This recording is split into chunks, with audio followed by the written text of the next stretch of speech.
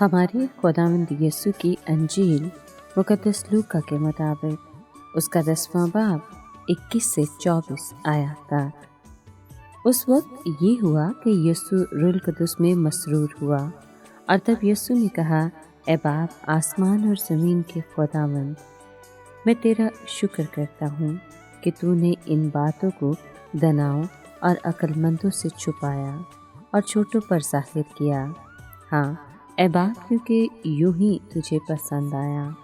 मेरे बाप से सब कुछ मुझे सौंपा गया है और कोई नहीं जानता कि बेटा कौन है सिवा बाप के, और बाप कौन है सिवा बेटे के, और उस शख्स के जिस पर बेटा उसे जाहिर करना चाहे। और अपने शागिर्द की तरफ तवज्जो करके ख़ास उन्हीं से कहा, मुबारक है वो आँखें जो ये बातें देखती हैं जिन्हें तुम देखते हो, क्योंकि मैं तुमसे कहता हूँ कि बहुत से नबियों और बादशाहों ने सोचा कि जो तुम देखते हो देखें मगर ना देखा, और जो तुम सुनते हो सुने मगर ना सुना।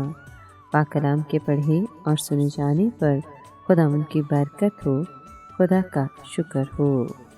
अजीज दोस्तों, अक्सर लोगों ने यीशु को रद्द कर दिया था, चुनाचे अब उसने अपने सादा और हलीम पैरोकारों को देखा और वो रूह कुदस से खुशी से भर गया और बाप की बेमिसाल हिकमत पर उसका शुक्र करने लगा।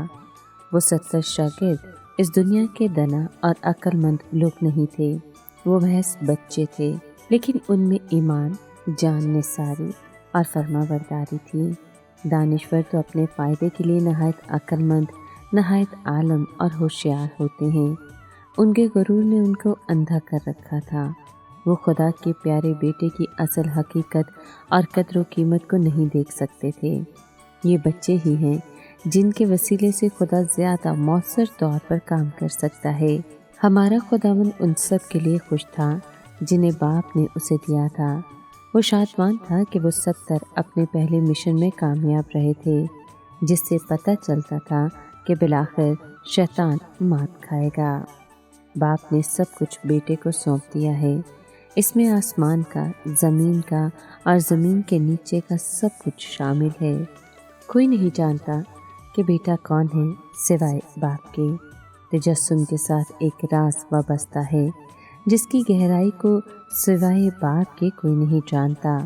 मखलूक नहीं समझ सकती कि खुदा किस तरह इंसान की सूरत इख्तियार करके इंसानी जिस्म में रह सकता है, और कोई नहीं जानता कि बाप कौन है सिवाय बेटे के और उस शख्स के जिस पर बेटा उसे जाहिर करना चाहे। खुदा भी इंसानी समझ से बाहर है। बेटा ही उसको कामिल तौर पर जानता है और बेटे ने उसको इस दुनिया के कमज़ोरों और हकीरों पर जाहिर किया है जो उस पर ईमान लाए हैं।